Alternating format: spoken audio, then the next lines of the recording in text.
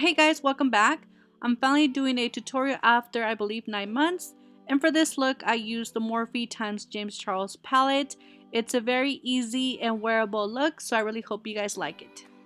So by this point I already primed my eye and I used MAC Painterly Paint Pot, and I'll be applying the shade 518 on my crease for my transition shade, and I'm applying it with the Morphe M433 brush.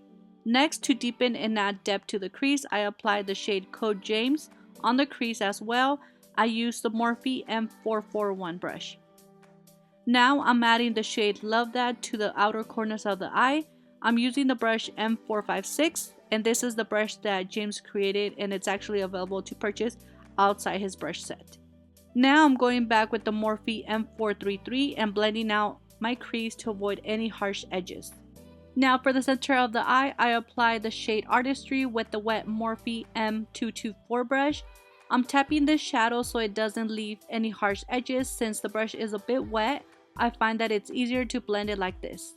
And next, with the Morphe M506 brush, I'm applying the shade Escape to add some depth to the outer corners of the eye. Now for the lower lash line, I'm now applying the shade 518 with the Morphe M431. And then I'll be using the same brush to apply the shade Love That. And the final shade I'm applying is the shade Spooky with the brush M410, and then I'll use the brush M431 again just to blend out that shade. And this will complete the look. I apply mascara to my bottom lashes, and the lashes I'm wearing are the Vegas Nay in Eyelure in Grand Glamour. I really hope you guys like this look. Please don't forget to give me a like and subscribe if you haven't. And I really hope to see you guys very soon on my next video. Thank you guys so much for watching.